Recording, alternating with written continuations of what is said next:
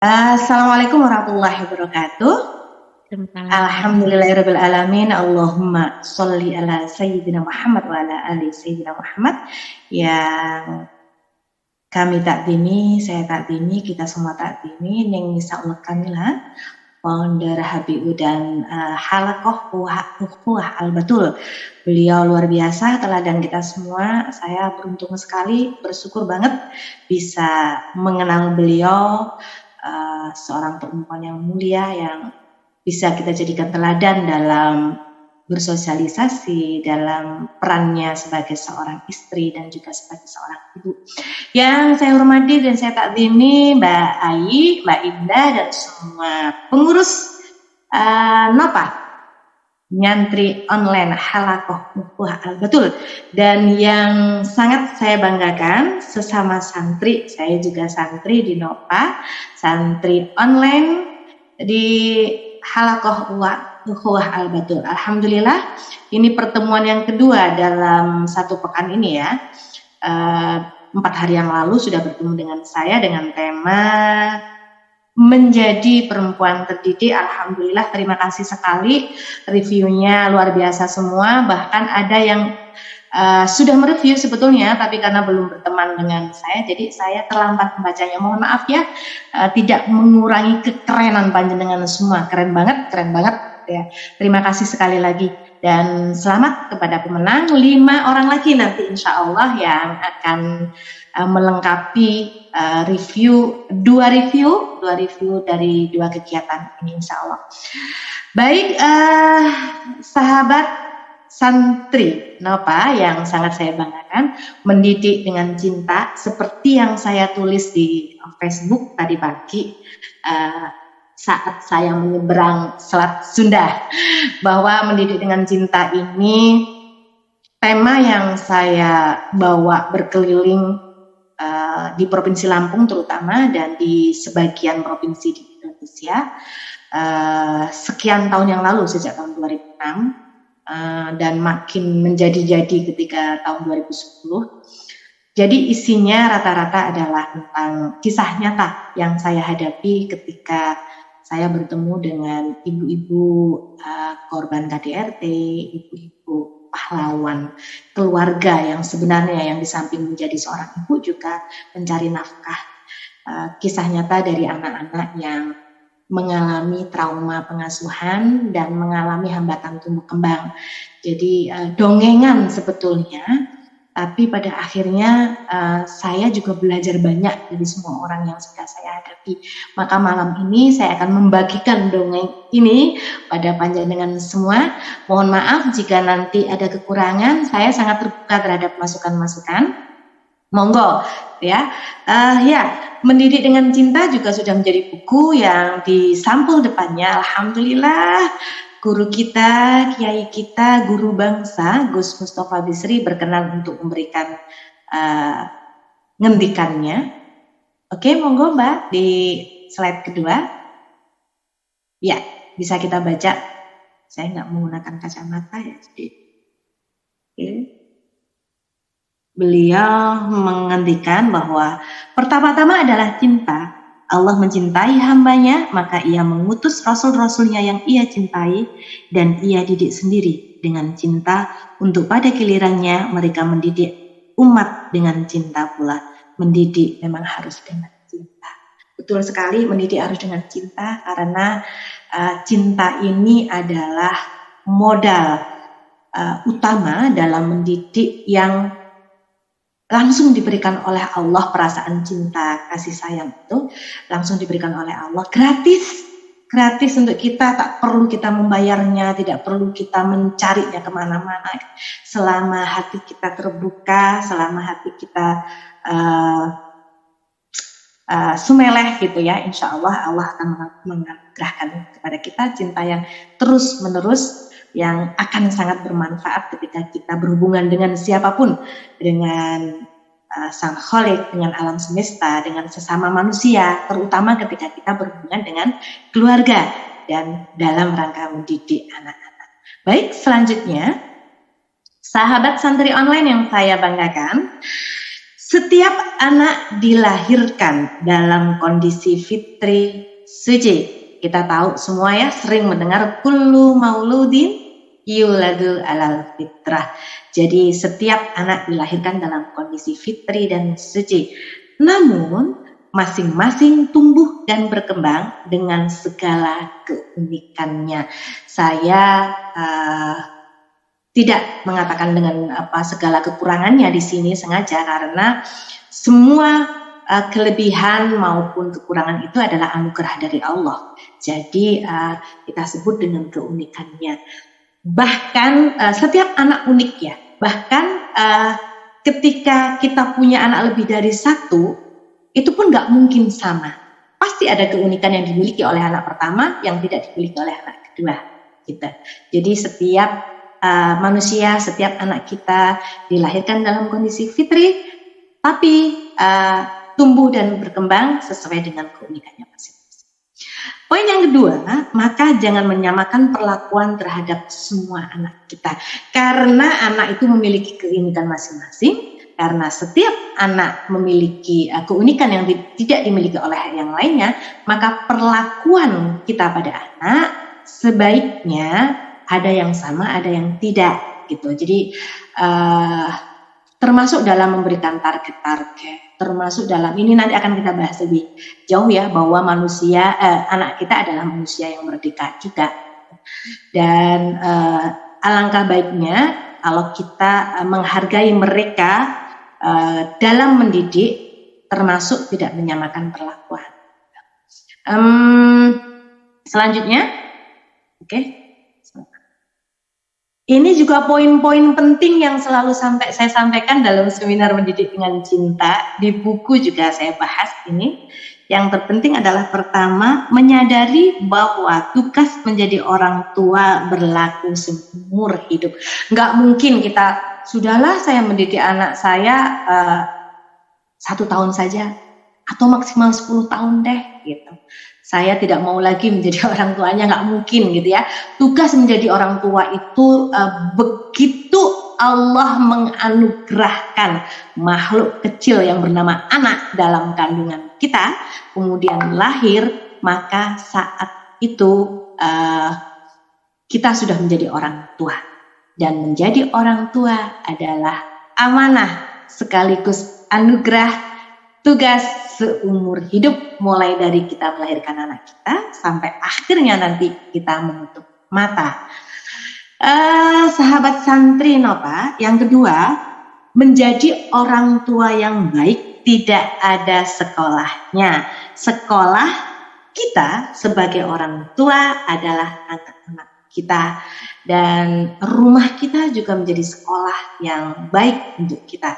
Maka saya sering berkata, Ibu, Bapak, siapa yang memiliki anak satu, kalau ada yang angkat tangan berarti guru kita ada satu.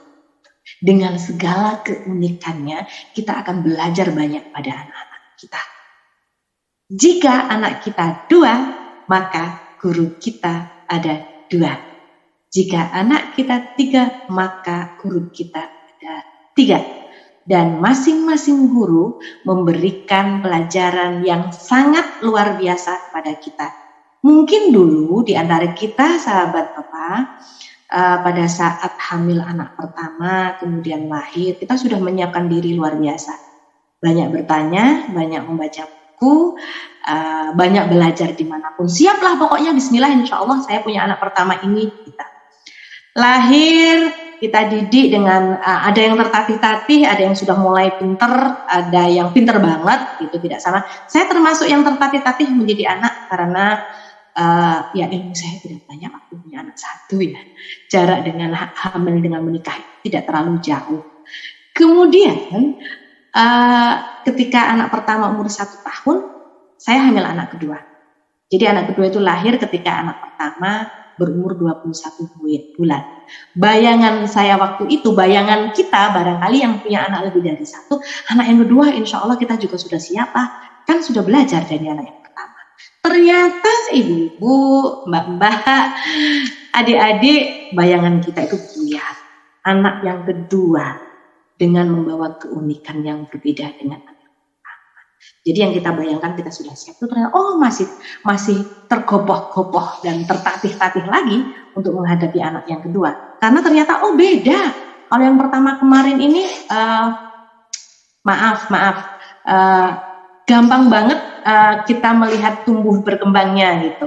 Umur sekian sudah merangkak, umur sekian sudah jalan, umur sekian sudah belajar bicara. Ternyata anak yang kedua berbeda. Jadi mungkin butuh waktu untuk bisa berjalan, mungkin masih butuh waktu untuk bisa bicara, belajar bicara, dan sebaliknya gitu barangkali begitu. Sehingga itulah tadi mengapa saya katakan bahwa menjadi orang tua yang baik itu tidak ada sekolahnya. Sekolahnya ya rumah kita, guru-guru kita ya anak-anak kita, gitu ya.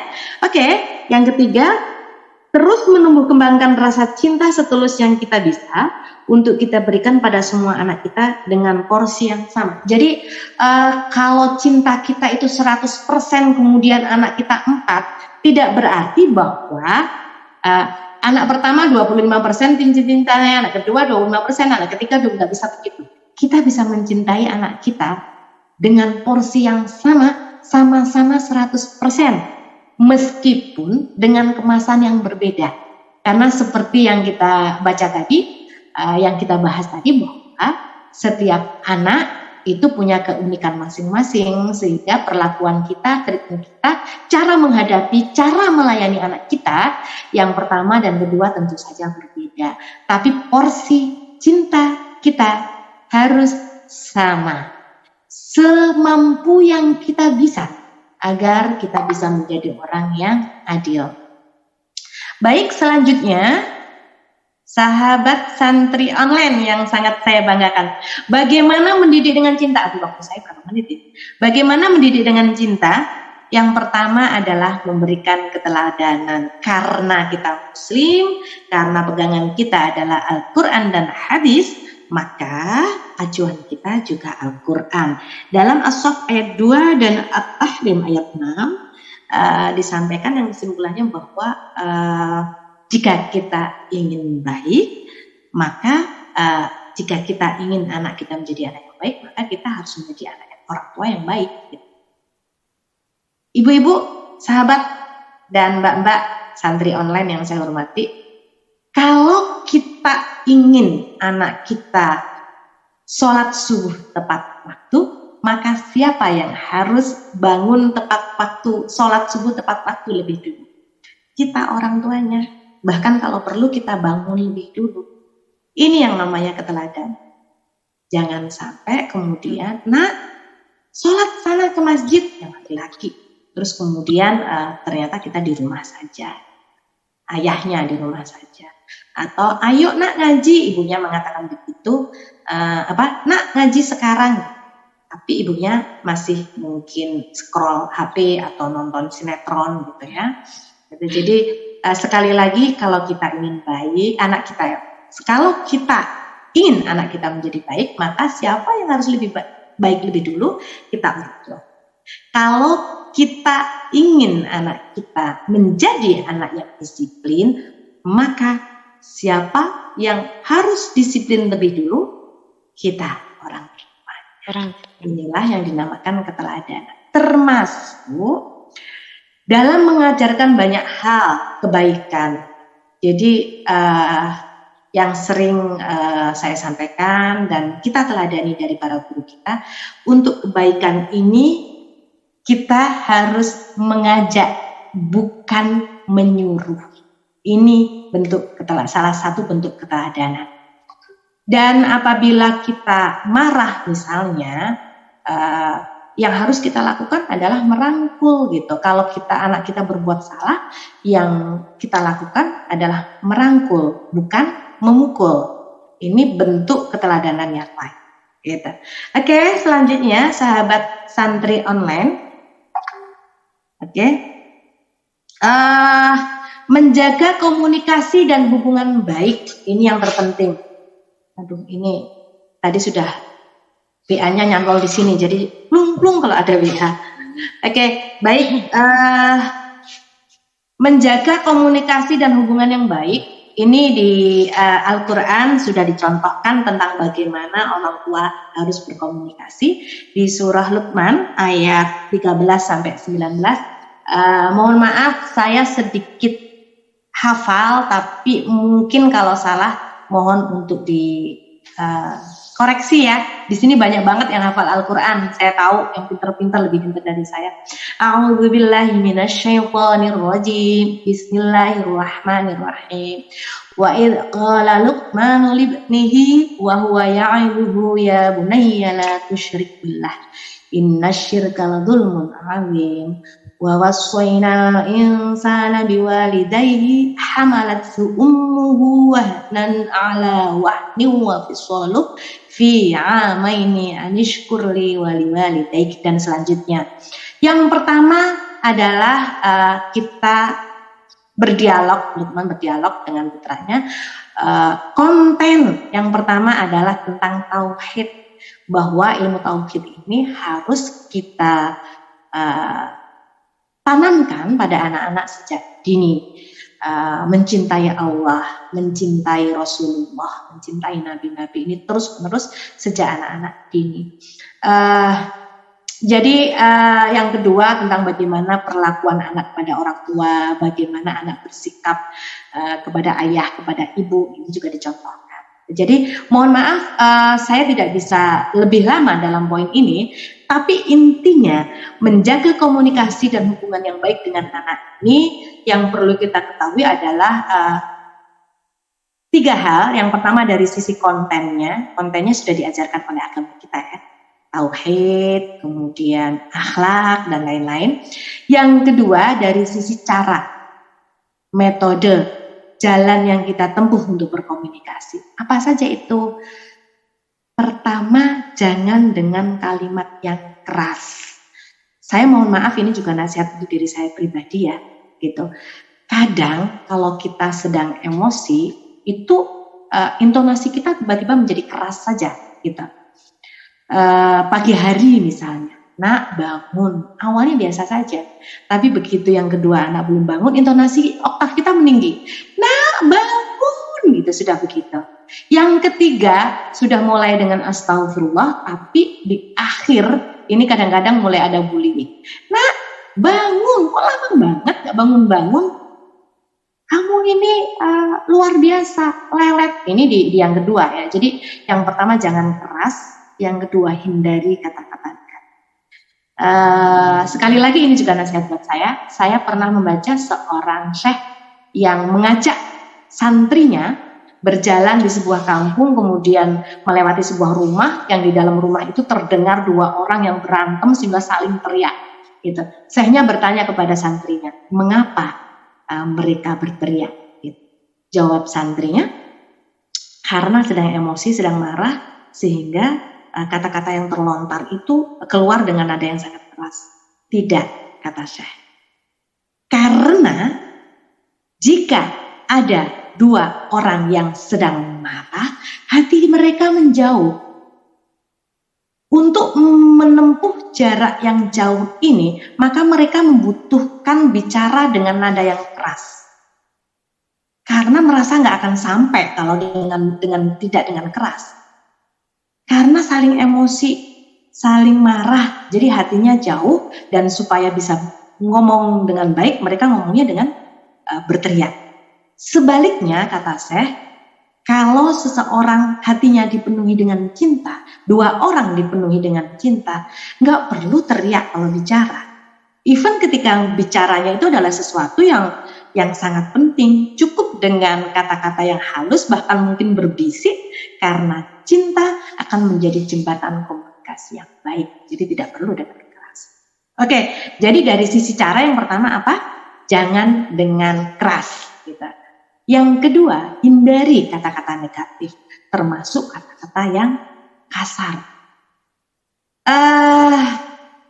Ibu-ibu, mbak-mbak, para santri online, selama saya mendampingi anak-anak bertahun-tahun, ternyata anak-anak ini sering banget mengalami luka batin yang diawali dari rumah.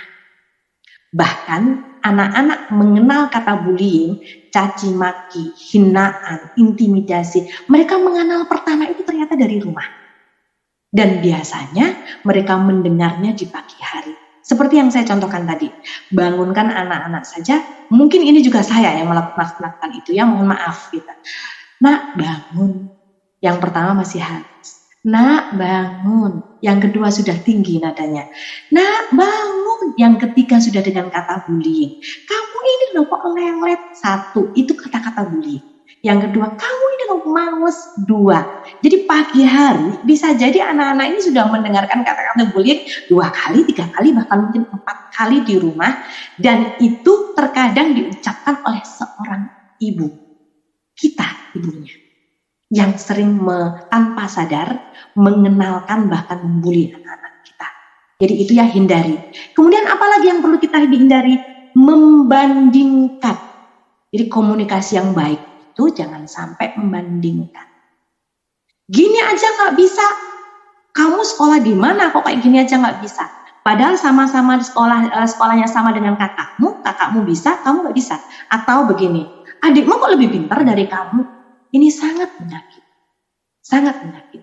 Nah, bagaimana kalau kita ingin membandingkan anak kita? Bandingkan dengan dirinya sendiri. Nah, kemarin kamu bisa bangun tepat waktu subuh. Hari ini pasti bisa. Tapi ternyata tidak bisa. Kenapa? Nah, bandingkan dengan dirinya sendiri. Jadi memotivasi bukan membuli ya.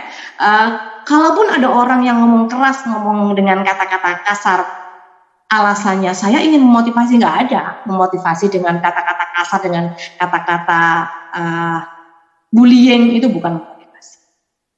Oke, yang selanjutnya, Mbak Ayi tolong nanti diingatkan kalau waktu saya habis ya. Oke, yang ketiga, mendidik dengan cinta itu selalu berbuat baik pada anak, terus menumbuhkan dan menebarkan cinta.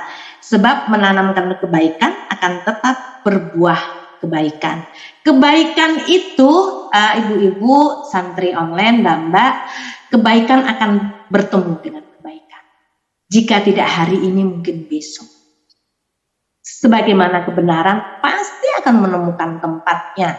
Terkadang kita punya masalah yang tidak bisa kita jelaskan, kita dicurigai orang gitu ya. Kita mau menjelaskan nanti tambah salah, ya sudah berdoa saja sama Allah. Fatihah, sholawat, ya Allah, Engkau zat yang maha adil, Engkau adalah ahkamil hakimin, hakim yang paling adil. Jadi tolong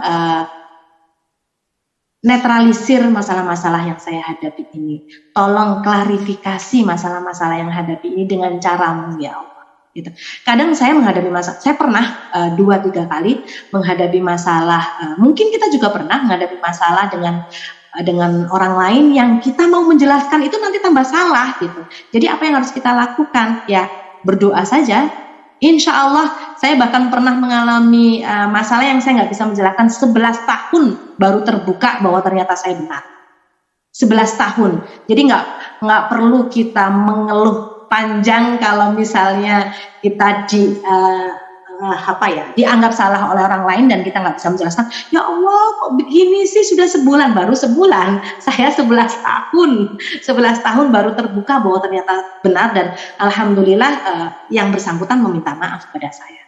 Meskipun saya sebenarnya tidak berharap, tapi saya ternyata Allah membuka semuanya pada saat yang tepat kita ya.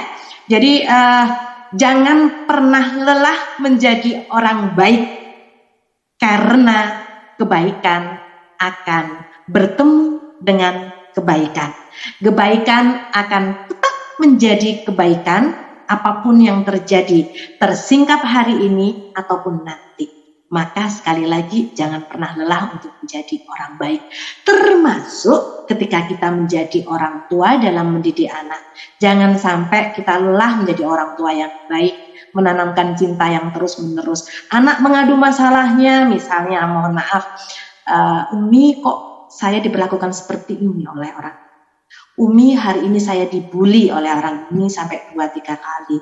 Umi saya begini. Ya sudah, gitu. Kembalikan saja pada ajaran agama yang sudah kita pelajari selama ini, termasuk mencontoh dialog Luqman dalam surah Luqman tadi, atau yang diajarkan oleh guru-guru kita. Nah, satu, yang penting jangan kehilangan rasa cinta. Termasuk ketika kakak adik berantem. Gitu.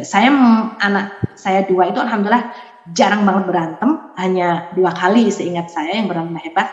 Itu saya dudukkan, bisa dijelaskan nak? Gitu. Enggak bisa, itu saling emosi. Oke, baik. Pokoknya Mas nggak mau ngomong sama adik. Sebulan katanya. Oke, tidak apa-apa. Yang penting jangan sampai kehilangan rasa cinta. Gitu. Hari kedua saya tanya, masih ada rasa cinta pada adik nak? Masih, ya sudah. Tapi nggak mau ngomong, iya, nggak apa-apa. Jadi terus menanamkan rasa cinta itu. Pada akhirnya nanti anak-anak kita merasa cinta itu rasa anugerah dari Allah yang pasti akan menggetarkan kita ketika rasa cinta itu tulus. Dan termasuk diantaranya ketika kita berbuat baik dengan memberikan rasa adalah dengan kita yang pertama tadi itu memberikan keteladanan. Jadi suami istri harusnya saling mencintai. Apapun yang terjadi, cara dialognya, cara komunikasinya, cara apanya, itu pasti akan ditiru oleh anak. Jangan pernah kehilangan cinta. Kalau seorang ibu kita, seorang istri punya masalah dengan suami, nggak apa-apa kita kesal. Itu bagian dari emosi yang juga diciptakan oleh Allah. Kesel, marah, kecewa, cemburu, itu boleh. Tapi sekali lagi, sebagai seorang istri, sebagai seorang ibu, jangan pernah mengurangi rasa cinta. Sulit, ya, tapi insya Allah bisa. Gitu ya. Oke, selanjutnya, melanggengkan doa. Melanggengkan doa. Bagaimana mendidik dengan cinta itu? Yang keempat adalah dengan melanggengkan doa. Ini saya taruh di nomor 4, padahal sebetulnya ini adalah hal yang sangat penting. Sahabat-sahabat santri Nova, kalau dari yang sudah saya pelajari, kita pelajari dari para orang tua kita, dari apa yang sudah kita pelajari dari guru-guru kiai kita, punyai kita, syarifah kita, habib-habib yang kita takdimi, bahwa sebetulnya mendidik itu intinya hanya 2, tirakat dan doa. Tirakat dan doa, tirakat dan doa. Kemudian disusul dengan keteladanan, dengan komunikasi yang baik, dengan kebaikan-kebaikan dan menanamkan rasa cinta terus-menerus. Jadi sebetulnya melanggengkan doa ini adalah nomor 1 berbarengan dengan tirakat. Sahabat Nova, kalau kita bertemu dengan orang yang baik, contohnya misalnya nun sewu, ning Nisaul Kamilah misalnya. Orang sebaik itu, dengan suami yang sebaik itu, yang pertama kali saya pikirkan adalah dulu orang tuanya tirakatnya apa. Pasti itu. Saya ketemu dengan Habib Syekh misalnya.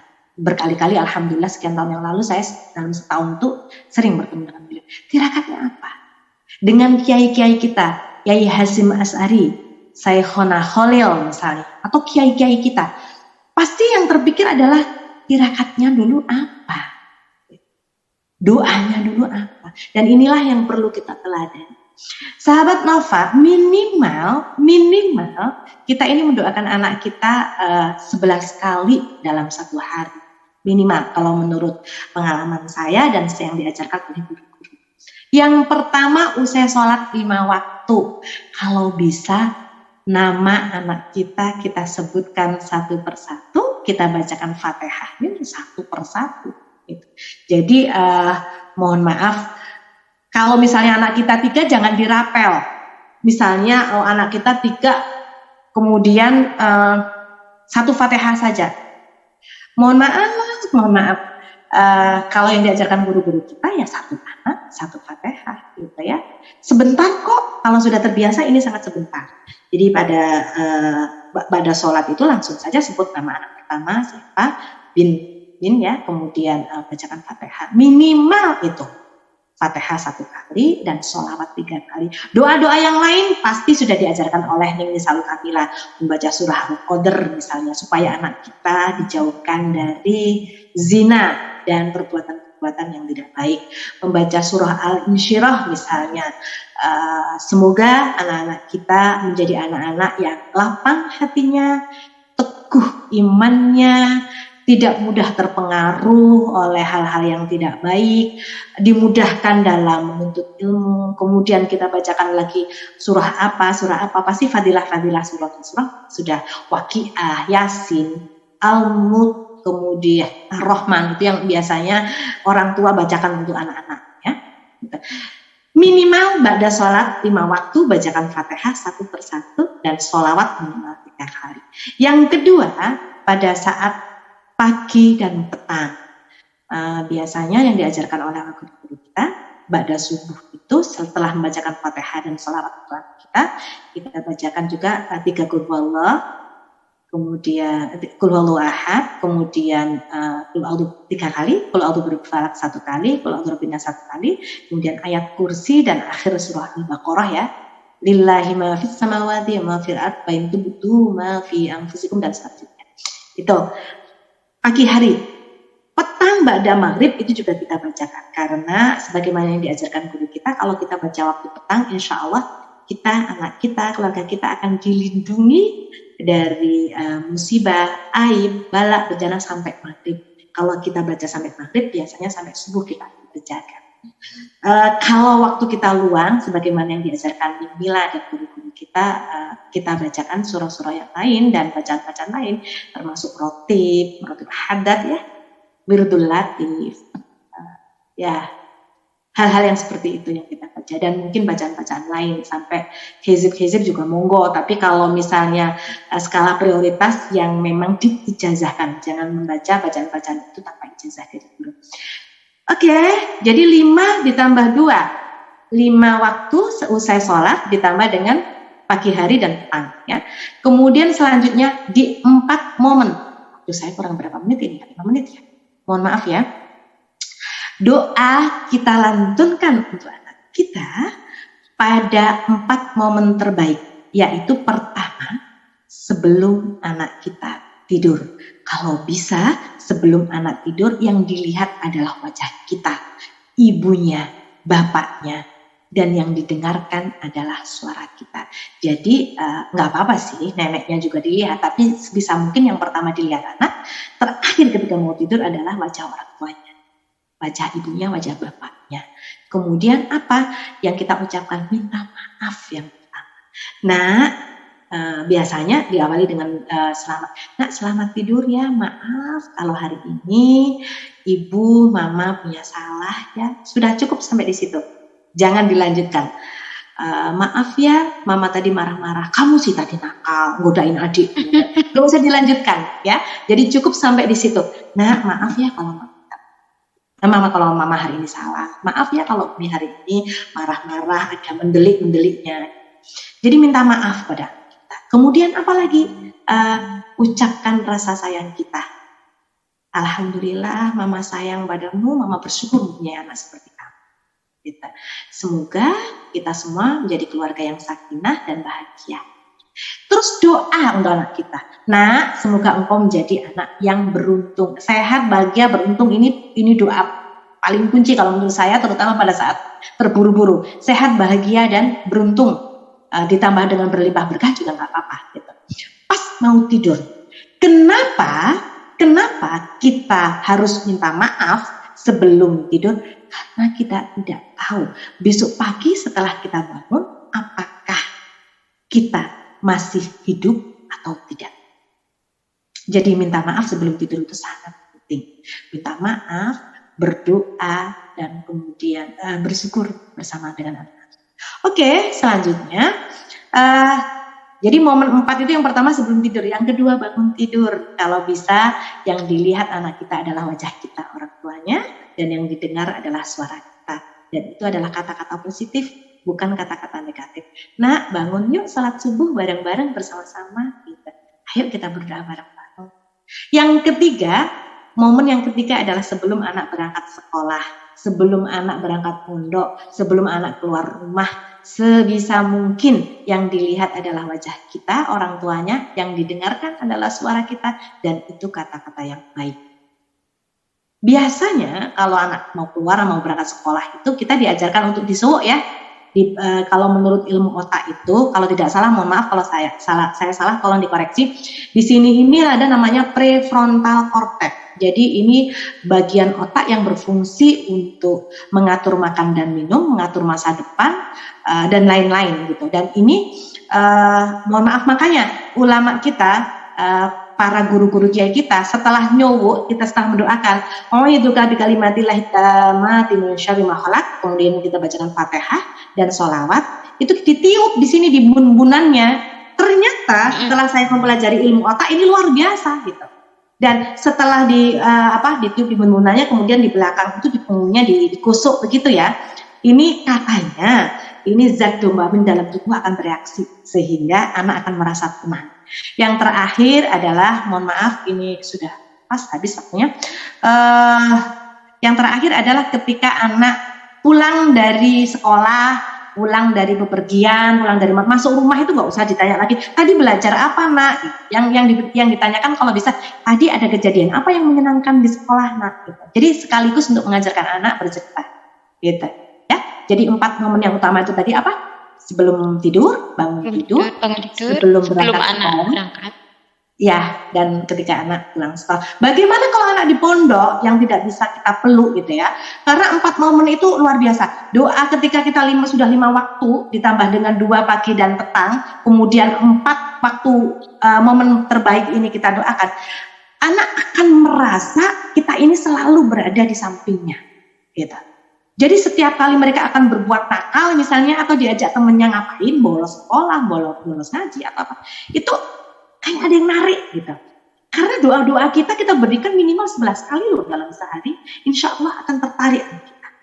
Apalagi kalau ternyata kita tambah lagi doanya. Biasanya kalau seperti anak saya sudah jauh gitu, kalau anak kita sudah jauh, setiap ingat anak kita, kalau bisa kita bacakan Fatihah dan sholawat 3 kali minimal. Gitu. Nah, bagaimana kalau misalnya anak mondok nggak boleh pegang HP, kita nggak bisa ngomong pas mau tidur. Misalnya kalau anak kita masih bisa pegang HP, enak ya. Pas mau tidur kita telepon, nak, selamat tidur ya, semoga mimpi indah, semoga besok pagi bisa bangun tahajud. Umi minta maaf ya kalau ada salah. Gitu. Semoga kita semua sehat, bahagia dan beruntung. Sudah bisa telepon. Tapi kalau nggak bisa telepon gimana? Bayangkan saja. Pas jam itu anak kita di pondok sedang mau tidur. Oh, jam ini anak saya mau tidur ini di pondok. Sebut namanya, kita bacakan Fatihah 1 kali dan sholawat 3 kali. Pas bangun tidur kita bangun lebih dulu, kemudian pas ini nih anak saya biasanya bangun tidur di pondok jam segini. Kita bacakan Fatihah 1 kali dan sholawat 3 kali. Sehingga sekali lagi anak kita akan terbaluri terus dengan doa-doa, dan doa-doa kita insya Allah akan mengetuk pintu langit selama 11 kali sehari, 15 kali sehari. Insya Allah itu akan mengeratkan hubungan kita dengan anak kita. Emosi anak kita juga bisa kita rasakan, mengikat erat cinta antara ibu dan anak, antara ayah dengan anak, sehingga insya Allah kita akan menjadi orang tua yang senantiasa dirindukan oleh anak-anak kita. Terima kasih, mohon maaf atas segala kekurangan. Mungkin akan kita lanjutkan dalam tanya jawab ya. Terima kasih Mbak Andi, mohon maaf atas segala kekurangan. Assalamualaikum warahmatullahi wabarakatuh. Waalaikumsalam warahmatullahi wabarakatuh. Sangat gamblang sekali ini Neng Evi, dan beberapa pertanyaan ternyata sudah terjawab di sesi penjelasan pemaparan dari jenengan. Tapi nanti tetap akan kami bacakan soal-soal yang pertanyaan yang sudah masuk. Ini sudah saya pilah Neng Evi. Tadi pagi itu saya sudah kirim di grup WhatsApp-nya Nopa untuk membuat pertanyaan di Google Form, dan sudah saya kumpulkan beberapa di antaranya. Oke, merangkum dari beberapa yang disampaikan dengan Evi, bahwa teman-teman kita harus selalu menjaga komunikasi dan hubungan yang baik dengan anak. Dengan cara kita kontennya, yaitu tauhid, akhlak. Itu yang kedua adalah cara atau metode atau jalan dengan komunikasi yang baik, jangan dengan intonasi yang keras. Ini yang sebagai mama, sebagai ibu sering sekali keluar aungan singanya, Neng. 3, hindari kata-kata negatif atau kata-kata kasar. Kalau bisa ya, yang meskipun anak kita sedang membuat jengkel, ucapkan dengan doa. Yang empat, hindari membandingkan. Boleh membandingkan, tapi dengan membandingkan dirinya sendiri. Seperti itu Neng Evi. Memotivasi, jangan membuli. Ini, jangan pernah lelah menjadi orang yang baik. Sangat menarik sekali semua yang sudah Neng Evi sampaikan ke kami, dan izin membacakan beberapa pertanyaan yang sudah kami rangkum begini Neng Evi. Mangga. Ini pertanyaan yang sama, tetapi dengan penambahan kalimat. Jadi saya rangkumkan lagi. Assalamualaikum Neng Evi, izin bertanya. Bagaimana cara membasuh luka pengasuhan pada diri sendiri dan anak kita? Dari dulu saya mengalami dididik dengan kekerasan. Sekarang ternyata saya juga mendidik anak saya dengan keras. Bagaimana memutus pola asuh yang seperti ini, dan bagaimana cara agar nasihat kita bisa menyentuh hati anak-anak kita. Lanjut ini nanti sekali jawab ini Neng. Ini tadi bagaimana mengontrol pagi yang indah untuk anak-anak agar tidak ada aungan singa. Terus lanjut Neng, bagaimana cara anak ini agar tidak terpengaruh dengan kata-kata kasar yang tanpa sengaja orang tua ucapkan. Oke. Nggih. 3 dulu nggih. Aku lupa. Nggih. Oh, nggih, monggo Neng Evi. Oke, matur nuwun Mbak Ayi. Terima kasih untuk ibu-ibu, mbak-mbak santri online yang sudah bertanya. Pertanyaannya luar biasa, keren, luar biasa, dan semoga ini mewakili yang lain ya. Baik, pertanyaan yang pertama tentang bagaimana menghilangkan trauma pengasuhan. Ini pertanyaan yang hampir tiap kali saya seminar atau berbagi materi dengan ibu-ibu, ini selalu pertanyaan yang paling banyak disampaikan gitu. Dan kalau mau detail sebetulnya perlu ada tema tentang membasuh luka pengasuhan. Ini detail. Jadi sampai mulai dari membuka paradigma sampai dengan teknisnya seperti apa. Karena mohon maaf saya terpaksa menggunakan istilah ini, terapis yang paling baik itu sebetulnya adalah diri sendiri. Kalau kita seorang ibu dan anak mengalami trauma, maka terapis yang paling baik adalah kita, orang tuanya. Jadi orang lain sebaik apapun, saya misalnya punya pengalaman lebih sedikit gitu ya, tetap saja saya orang lain gitu. Dan yang terpenting adalah diri sendiri. Maka luka-luka pengasuhan ini sebetulnya akan bisa tersembuhkan kalau satu, ada kemauan untuk sembuh. Dan ini yang paling tahu adalah diri kita, gitu ya. Yang kedua, kita bisa memetakan kenapa kita trauma dengan itu. Gitu. Diri sendiri aja. Maka biasanya saya meminta untuk orang-orang yang menghadapi saya itu mencatat. Nah ini nanti kalau biasanya di tema membasuh luka pengasuhan, ini secara teknis akan ada tahapan-tahapan. Tapi intinya seperti itu. Jadi ditulis saja apa yang perlu, apa yang pernah kita alami, yang kita ingat, dan itu membuat sakit hati yang luar biasa. Gitu. Jadi istilahnya apa ya, detox ya, semacam proses detox. Dikeluarkan semua racun-racun dalam diri kita, dan kita sendiri yang melakukan. Kalau nggak bisa, dibantu oleh pasangan, oleh suami kita. Tentu saja sebelumnya kita sudah berdialog. Nah, selanjutnya kita akan proses memaafkan, karena untuk memaafkan kita manusia biasa ya, yang kadang untuk memaafkan itu mudah banget diucapkan, tapi untuk ikhlas itu perlu waktu. Jadi proses memaafkan itu pun juga harus hati-hati, pelan-pelan gitu ya. Dan kadang-kadang kalau istilah yang sering kita dengar, saya maafkan sih, tapi saya tidak bisa melupakan. Nah, ini sebetulnya yang akan menyiksa diri kita, jadi perlu kita lupakan juga. Nah, bagaimana jika trauma pengasuhan yang kita alami itu sumbernya adalah dari orang tua kita? Ini yang cukup berat sebetulnya, tapi bukan berarti tidak bisa, karena mohon maaf, kita ini orang dewasa loh, sekarang ini kita sudah menjadi ibu gitu. Pilihannya ada pada kita, apakah kita terus menyimpan luka itu atau kita melepaskannya secepat mungkin.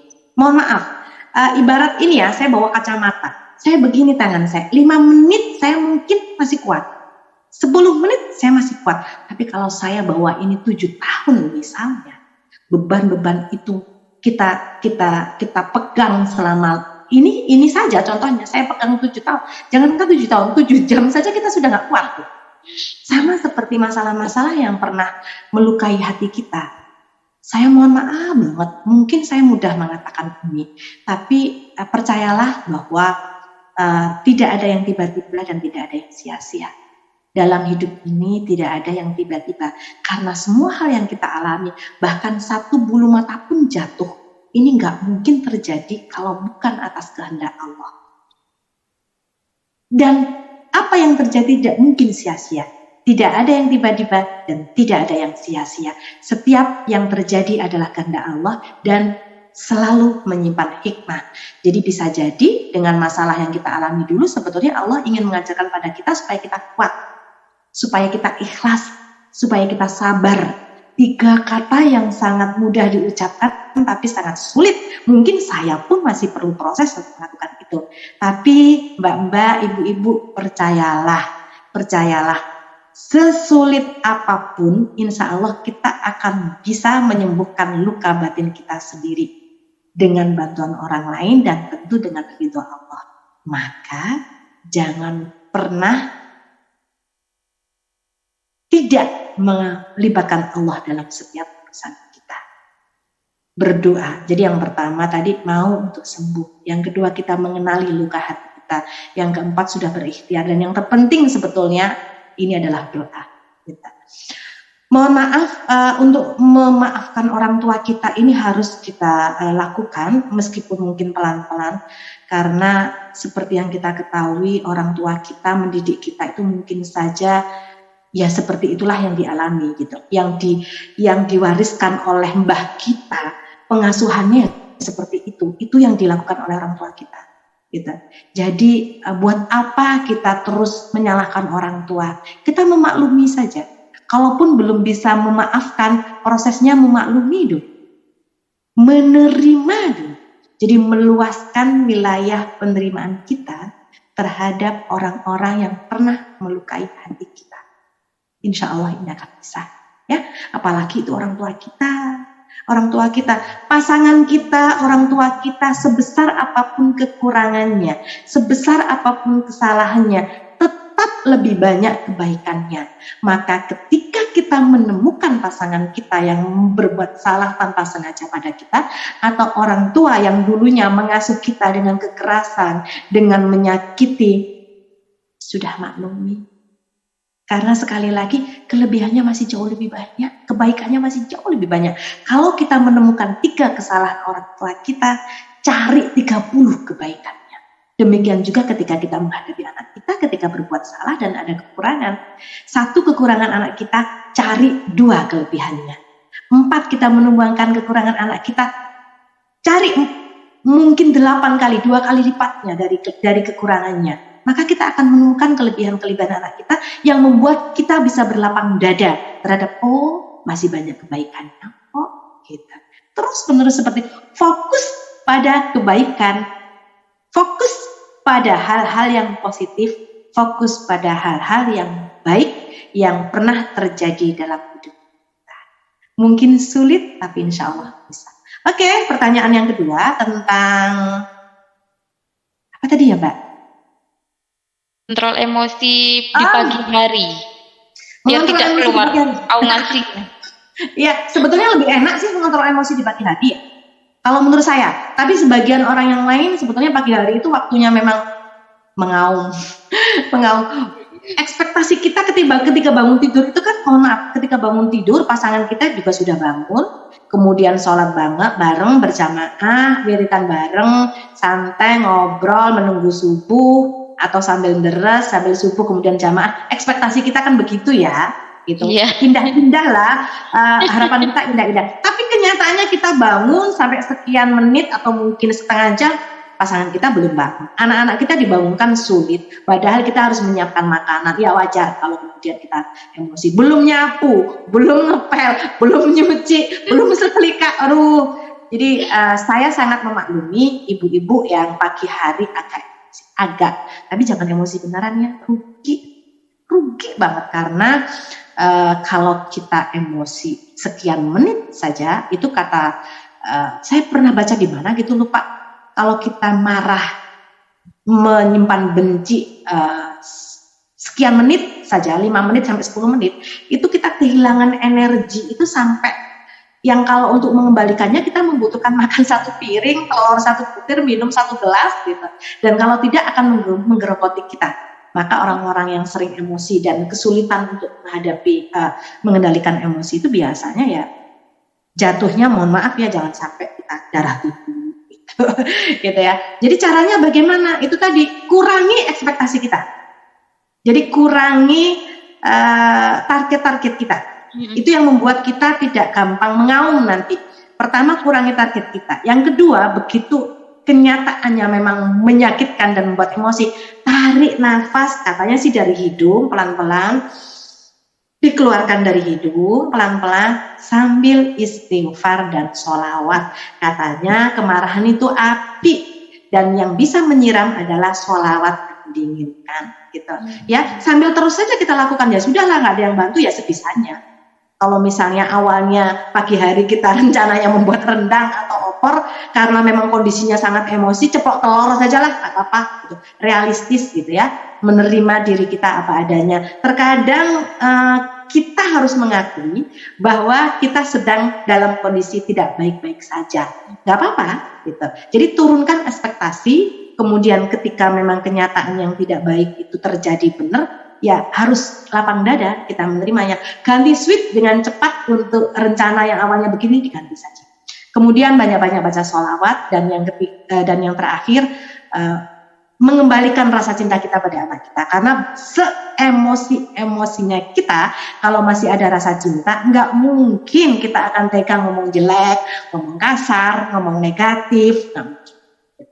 Oke, itu semoga menjawab ya. Gitu. Mewakili sekali, Neng. Terima kasih, tips dari Neng Evi ini membangkitkan semangat kami untuk pagi yang indah, pagi yang cerah, Neng. Karena itu banyak problem ibu-ibu dan chat yang masuk tambahan. Non sewu Mbak, tambahan. Saya terbiasa kalau tidak bisa ngaji langsung karena tidak ada waktu ya, sambil masak pun mendengarkan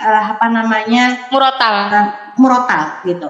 Jadi yang panas-panas itu jadi nanti hilang lah gitu. Murotal Al-Quran terus saja didengarkan pagi hari. Dibuka semuanya, anginnya ganti. Kita sambil gerak-gerak, sudahlah, nggak usah dipikir, sambil olahraga, sambil nyapu. Oke, selanjutnya. Terima kasih. Soal yang pertanyaan yang kedua, Neng, ini tentang pendidikan seksualitas dini untuk anak. Untuk anak yang menuju usia remaja, seperti bagaimana, Neng? Karena pergaulan pada saat zaman sekarang sangat mengkhawatirkan.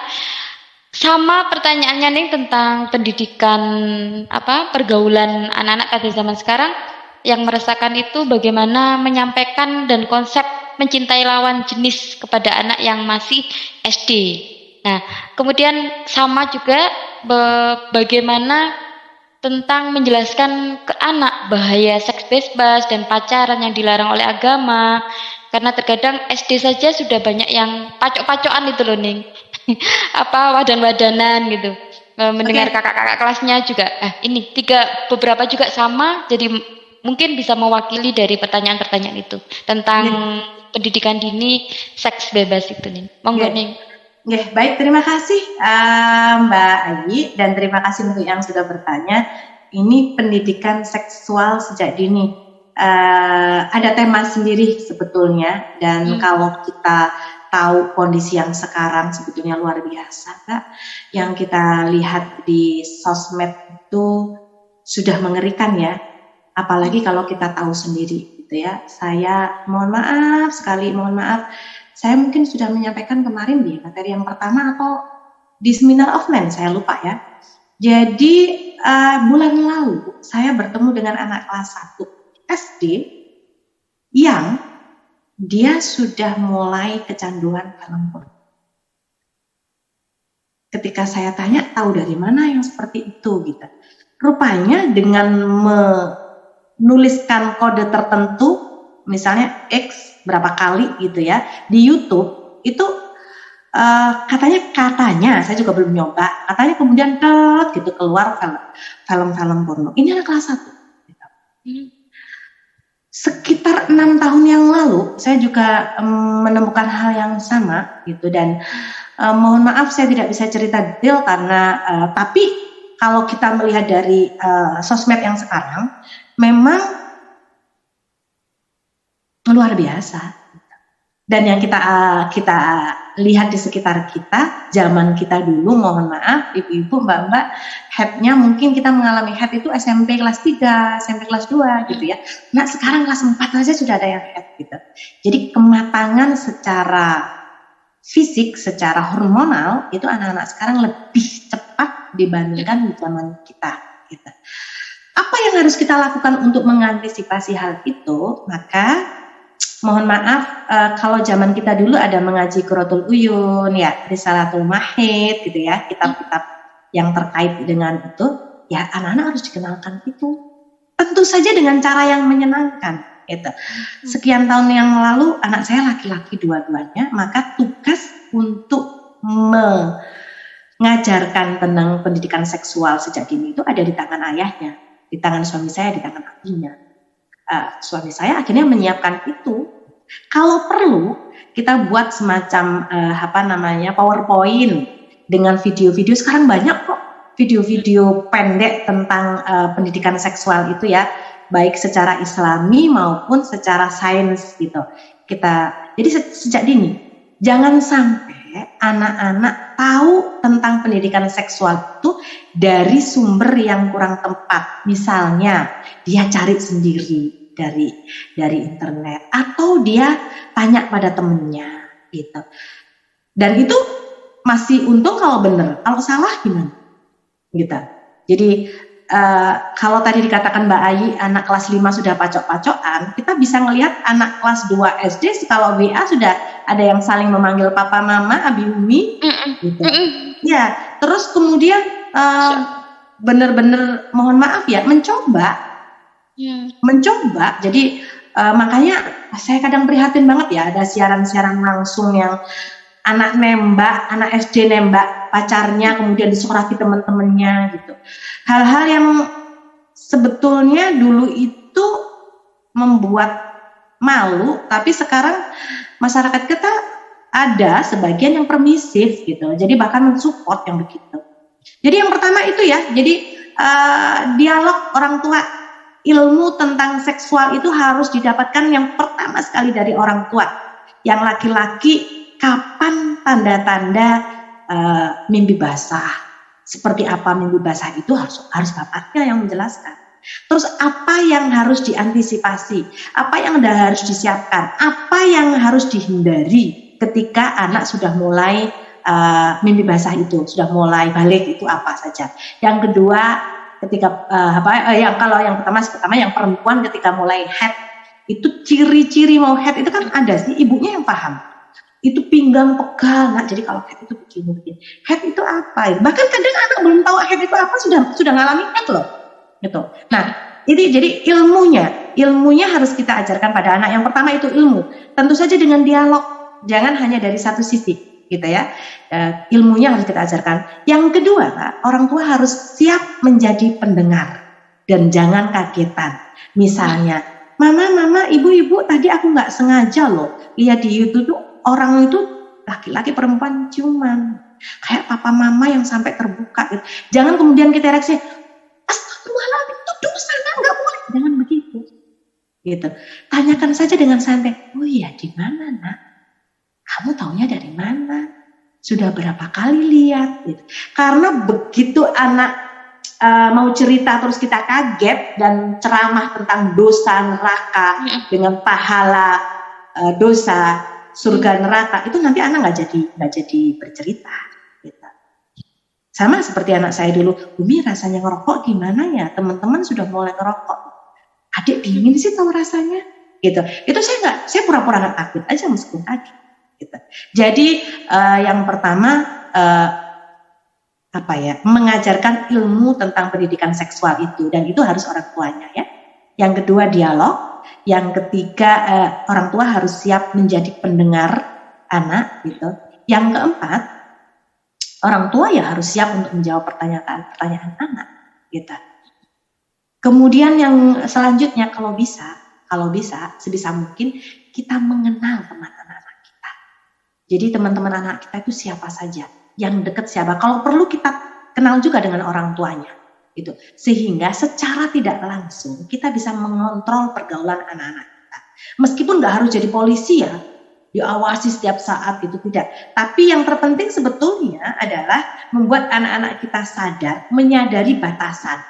Kita juga tidak ingin karena untuk bilang delik jangan sampai ada anak perempuan yang menyukai sesama perempuan misalnya.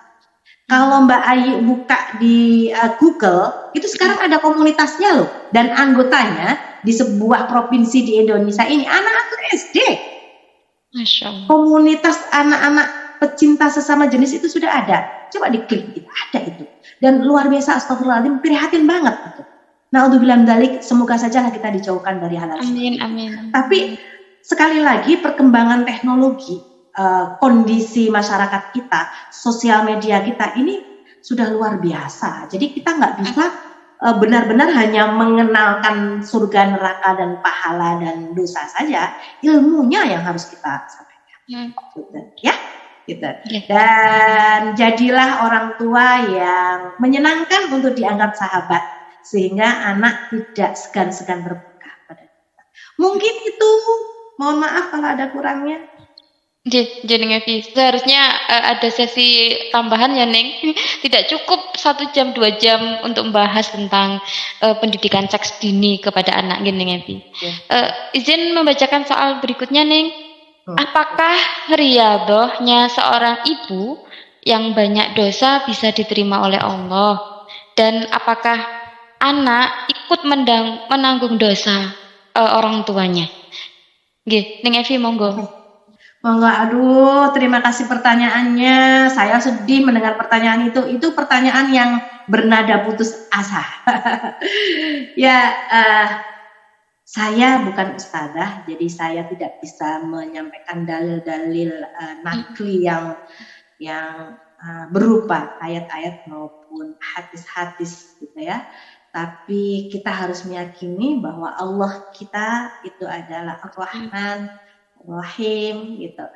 Maha pengasih, tak pilih kasih, dan maha penyayang, curahan segala sayang. Sebesar apapun dosa kita, selama itu bukan dosa yang mensirikkan, menyekutukan Allah, insya Allah semuanya masih bisa dimaafkan. Kita harus yakin. Kata Allah, ana inda abdi dzannibih. Aku sebagaimana prasangka hambaku terhadapku. Kalau kita yakin Allah memaafkan, insya Allah kita akan dimaafkan. Tentu saja taubat kita bukan hanya taubat bohong-bohongan, tapi taubat yang nasuhah gitu, menyesali semua yang kita lakukan kemarin dan berjanji membuktikan bahwa dosa-dosa yang kemarin tidak kita ulang. Insya Allah lah, Allah Maha Pengasih dan Penyayang. Terus bagaimana kita tirakat kepada anak itu? Ya tirakat saja, riadah saja. Apakah dosa kita nggak ada dalam Islam itu? Tidak ada dosa warisan, tidak ada konsep mewariskan dosa dari orang tua ke anak. Yang ada adalah jaza, sepengetahuan saya, bahwa apapun yang kita lakukan ada konsekuensinya.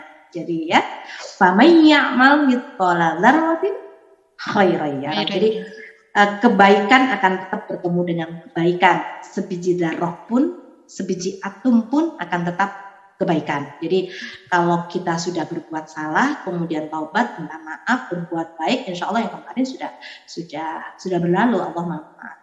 Tapi apa yang akan terjadi nanti saya nggak tahu ya, itu wallahu a'lam gitu. Tapi kita harus meyakini bahwa rahmat Allah itu, kasih sayang Allah itu, maghfirah Allah itu luas tak terbatas. Gitu. Nah, riadohnya apa? Ya, yang kita bisa.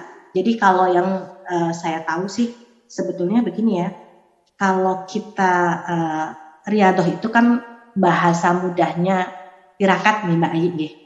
Tirakat itu adalah melakukan hal-hal baik yang rutin, yang bisa kita lakukan, mampu kita lakukan, dan itu Niatnya adalah niat untuk kebaikan, mendekatkan diri pada Allah. Kemudian kalau kita niatkan juga untuk anak-anak kita kebaikan itu berimbas pada anak dan keluarga, itu juga bagus. Riadah apa yang bisa kita lakukan? Ya semampu kita gitu. Jadi kalau katanya kita ini orang suka tidur, maka mulailah untuk terbiasa bangun di sepertiga malam. Kalau kita ini suka makan, maka mulailah untuk belajar berpuasa. Kalau kita ini diuji dengan syahwat dan nafsu, maka mulailah untuk memperbaiki sholat-sholat kita. Jadi ini juga nasihat buat kita ya. Apalagi gitu, kalau kita merasa ingin ketenangan anak kita menjadi anak yang tenang, legowo gitu, maka ya hubungan baik kita dengan orang tua kita harus kita berbagi.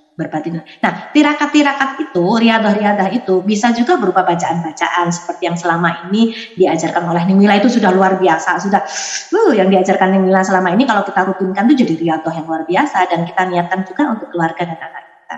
Minimal dengan riadah yang minimal, boleh dengan sodakoh setiap subuh, misalnya ada doanya ya, saya yakin sudah bisa semua. Sodakoh setiap subuh itu Rp500 saja setiap subuh. Kita niatkan untuk mendekatkan diri pada Allah, mendapat ridha Allah, tolak bala dan hajat kita tercapai. Atau misalnya kita niat untuk puasa Senin Kamis, atau duha, atau mengaji satu ayat saja dalam satu hari, atau satu ayat saja. Atau kita mengajar setiap kali kita mau berbuat baik, mengajar di sekolah, mau memberikan materi seperti ini, taklim. Bismillah ya Allah, jika memang ada pahalanya, semoga ini menjadi kebaikan keluarga kami. Gitu. Mungkin itu ya. Jadi sudah baiklah teman-teman di sini ahli riyadhah semua, alhamdulillah. Tapi udahlah, jangan menyesali dosa yang pernah kita lakukan. Oke. Jadi jawaban yang sangat membuat kami akhirnya tergugah, Neng Evi, semangat untuk selalu memperbaiki diri. Mungkin satu pertanyaan lagi nih, Neng. Oke, enggak? Oke. Neng Evi mau izin bertanya, bagaimana menangani anak yang space delay, tapi suka kalau marah, emosi, tantrumnya luar biasa, dan dia ada kecenderungan untuk malu bertemu dengan orang dan lebih suka menyendiri. Bagaimana menghadapi anak yang seperti ini? Oke, terima kasih matur nuwun sangat ya. Yang perlu kita yakini bahwa Allah itu tidak pernah salah dalam menciptakan hambanya. Tidak ada produk Allah yang gagal. Tidak ada produk Tuhan yang gagal. Kalaupun kemudian ada ibu-ibu yang memiliki anak yang punya kekurangan, percayalah bahwa sang anak ini memiliki kelebihan yang jauh lebih banyak dari kekurangannya. Mungkin salah satu kekurangan adalah hambatan tumbuh kembang. Seperti speech delay itu bukan penyakit, tapi hambatan tumbuh kembang. Kemudian ADHD, PDD NUS, selective mutism, autis, itu hambatan tumbuh kembang. Bukan penyakit. Jadi apakah bisa itu kondisi itu diperbaiki? Sangat bisa. Kita bisa melihat banyak contoh. Ada seorang autis yang divonis autis cukup berat, tapi setelah dewasa dia bisa menjadi pengarang buku. Kalau tidak salah, mohon maaf kalau saya salah ya, koreksi. Deddy Corbuzier itu kalau tidak salah beliau dideteksi pengidap ADHD kalau nggak salah, gitu. Kemudian ada, jadi kita nggak perlu merasa minder kalau anak kita mengalami kekurangan speech delay. Pertanyaan saya, apakah sudah pasti dia mengalami speech delay dan itu kata dokter tumbuh kembang? Penting nggak penting sih sebetulnya. Kalau saya sebetulnya orang tua adalah terapis yang paling baik sekali lagi. Jadi kalau orang tuanya punya waktu yang paling panjang itu sangat bagus. Speech delay nggak masalah. Menurut saya hanya tertunda saja. Cara ngatesinya gimana? Satu, sering-sering ngobrol. Jangan pernah mengenalkan anak speak delay, anak-anak kecil terutama di bawah umur 5 tahun itu dengan HP. Karena kadang anak kita itu mencari gampangnya pas repot supaya anak nggak nangis diberi HP atau disetelkan televisi, sehingga membuat anak kesulitan bicara. Jadi kemampuan bicaranya itu jadi terdelay gitu, terlambat gitu. Okay.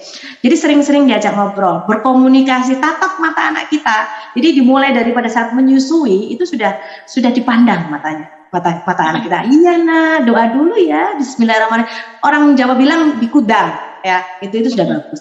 Sering-sering ngobrol. Yang kedua, saya tidak tahu apakah anak ini hanya speak delay murni atau juga ada ADHD, karena kalau melihat ada tantrumnya itu biasanya, saya bukan ahlinya ya, tapi biasanya itu ada sesuatu yang harus dihindari. Misalnya tepung terigu, tepung-tepungan, coklat, buah tertentu yang membuat anak tidak nyaman, rambutan, kemudian sayuran ya, bukan rambutan, sama apa sih yang bulat agak asem itu, jeruk gitu. Itu membuat perut anak tertentu yang mengalami hambatan tumbuh kembang merasa tidak nyaman, sehingga dia bisa tantrum kalau mengalami ada stimulus apa gitu yang dia nggak bisa ngerespon, itu biasanya dia tantrum. Atau sang anak ini sebetulnya pingin ngomong apa tapi nggak bisa, sehingga orang di sekitarnya nggak paham, maka dia tantrum gitu. Nah, mengatasi anak yang speak delay dengan anak yang ketika tantrum ini memang butuh energi. Jadi kasih waktu dulu. Kalau ada anak tantrum itu nggak bisa dilarang.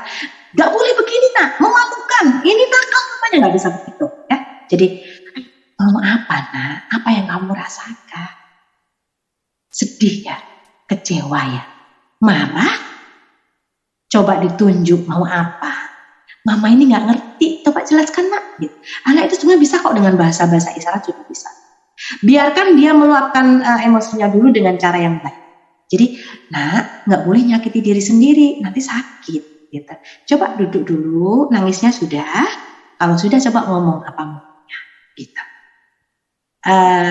Pengalaman anak saya yang kedua sudah sering saya tulis, itu luar biasa. Dulu ini kisah yang sering saya ceritakan. Pilek, dia nggak bisa ngomong, itu ingusnya saya buang. Gitu. Permisi nak, saya buang.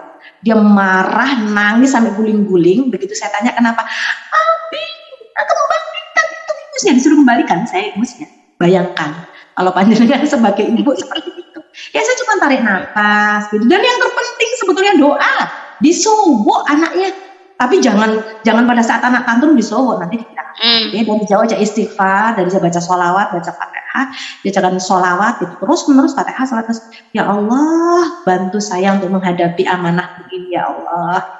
Tarik nafas. Saya ngalami anak seperti itu. Saya tulis di buku Mendidik dengan Cinta, saya tulis di status-status saya tentang anak kedua, perjuangannya luar biasa. Tapi alhamdulillah sekarang sudah sekian tahun yang lalu sudah bisa tersenyum bahagia. Dan memang itu kita justru belajar ya ibu yang punya anak speak delay. Itu kesempatan buat kita untuk menjadi ibu pembelajar. Kita jadi belajar bagaimananya mendampingi anak-anak seperti itu. Semangat ya gitu. Terus kita juga jadi dekat sama Allah, karena dengan punya anak seperti itu juga doa-doa kita makin berlipat-lipat. Insya Allah. Ya, percayalah, nggak lama. Kalau kita sabar, doa kita kenceng, insya Allah nggak. Tapi ilmunya tadi seperti itu, ya. Kita enggak? Ada yang lain? Masya Allah, Neng Evi, begitu luar biasa yang sudah disampaikan Neng Evi, dan insya Allah beberapa sudah mewakili teman-teman. Tidak akan cukup, Neng, kalau misalnya saya bacakan semua pertanyaan ini waktunya, karena kita terbatas waktunya, dan tidak semua. Neng Mila, iya. Ada Neng Mila komen, ya Allah, kalau saya guru saya Neng Mila. Oke, Assalamualaikum Neng. Iya. Sungkem Neng guru, ya Allah. Matur nuwun sangat, mohon doa, mohon maaf kalau ada salah. Benar. Memang Neng, betul. ngendikan ning Mila bahwa semua yang jenengan sampaikan itu menjadi motivasi terbesar buat kami. Oke. Neng Evi mungkin bisa close untuk taklim malam ini dengan closing statement, dan nanti Neng Evi karena kemarin tidak mendoakan kami, tidak membacakan doa, sekarang saya mohon sekali di pertemuan kedua ini untuk membacakan doa. Oke, tapi doanya doa bahasa Indonesia, Mbak.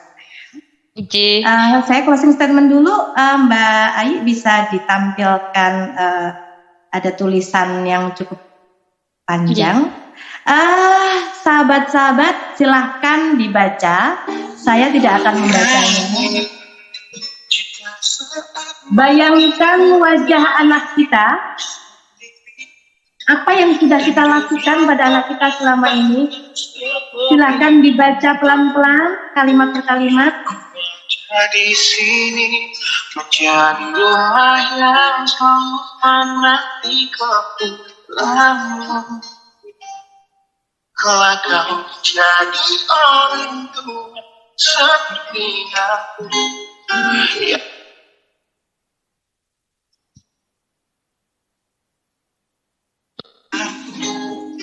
yang ingin anakku bahagia dengan hidupnya.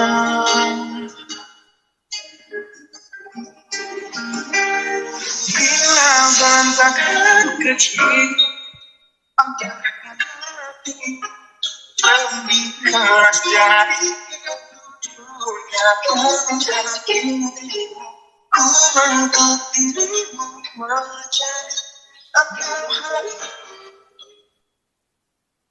Kau harus kuat, kau harus hebat, permata hatiku.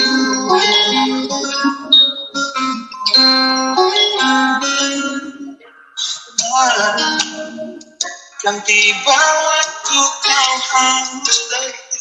Silakan halaman selanjutnya.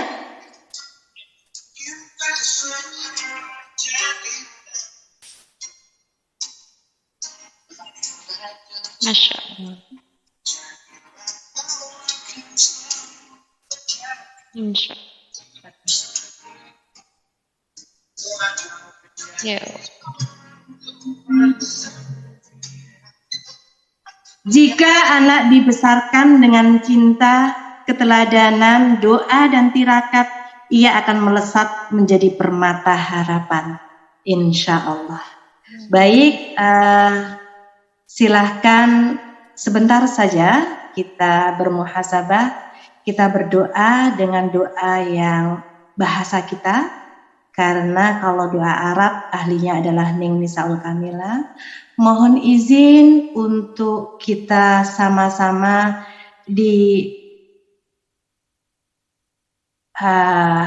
mengosongkan hati kita, mengosongkan pikiran kita.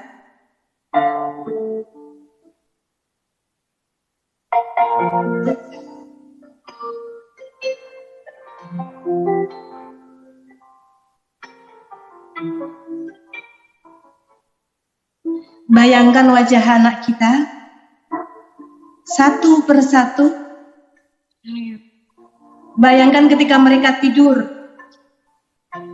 Bayangkan wajah ibu kita. Bayangkan wajah ayah kita. Kapan terakhir kita mencium tangan keriputnya? Kapan kita memeluk ayah dan ibu kita? Kapan terakhir kita memeluk anak kita dan menyatakan, "Nak, aku mencintaimu, Nak"? Kapan terakhir kita mencium tangan suami kita dan menyatakan, "Abi, Mas, mohon ridho ya"?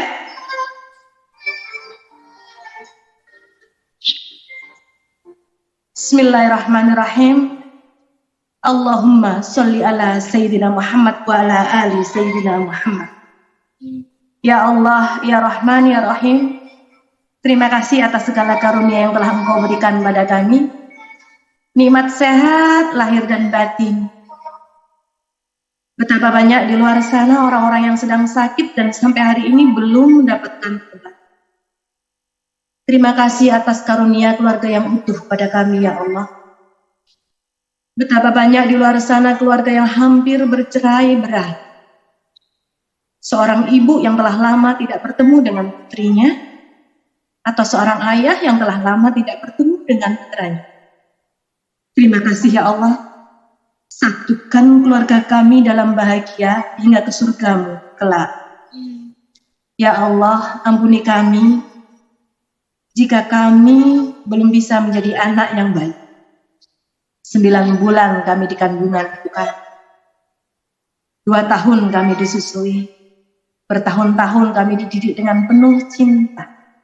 Tapi hingga saat ini, kami belum sanggup membahagiakan kedua orang tua kami, ya Allah. Ampuni dosa kami. Ampuni jika kami pernah membuat orang tua kami marah, ya Allah. Sebab bisa jadi kesulitan-kesulitan yang kami alami ketika mendidik anak kami, mungkin ada masanya kami pernah menyakiti hati kedua orang tua. Ya Allah, ampuni kami jika kami belum bisa menjadi seorang ibu yang baik. Kami pernah memarahi anak kami. Kami pernah mencubit anak kami. Kami pernah memukul anak kami. Bahkan mungkin kami sering menyakiti hati anak kami tanpa sengaja. Maka sehatkan anak kami, ya Allah. Sehatkan ayah dan ibu kami. Sehatkan pasangan kami. Izinkan kami terus bisa bersama. Masih melihat anak kami sukses dan dewasa. Masih melihat ayah dan ibu kami menua. Kami masih bisa sowan dan memohon doanya.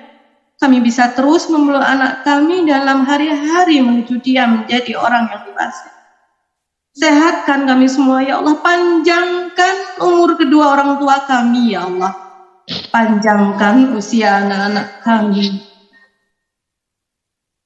Ya Allah, ampuni kami jika kami belum bisa menjadi santri yang baik. Ampuni kami jika kami belum bisa menjadi kakak yang baik, belum bisa menjadi adik yang baik, belum bisa menjadi sahabat yang baik. Ya Allah, jauhkan kami dari aib, bala, bencana, musibah, dan dari penyakit, juga dari orang-orang yang jahat. Jadikan halaqah ukhuwah al-batul ini sebagai media kami untuk belajar, ya Allah. Media kami untuk bisa nyantri pada Ning Nisaul Kamilah, pada banyak guru-guru, agar kami bisa bertambah ilmu, bertambah sahabat yang baik, bertambah doa-doa untuk kami. Ya Allah, jadikan kami hamba yang senantiasa bersyukur. Sehatkan kami, panjangkan umur kami. Amin. Jadikan kami hamba-Mu yang senantiasa istiqomah dalam ibadah. Jadikan kami hamba-Mu yang senantiasa ringan dalam istiqomah mengamalkan ajaran-Mu, menyayangi anak-anak kami, menyayangi keluarga kami, menyayangi orang-orang baik, meneladani orang-orang baik. Al-Fatihah.